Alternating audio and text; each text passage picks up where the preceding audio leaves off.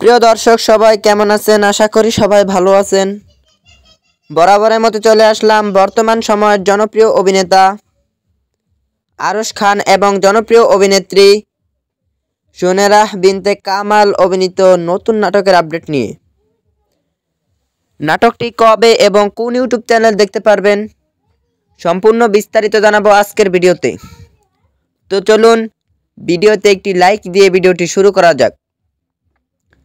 নাট্য ইন্ডাস্ট্রির জনপ্রিয় নাট্য পরিচালক ইশতিয়াক আহমেদ পরিচালিত নাটক তোমার পাশেই রেখো।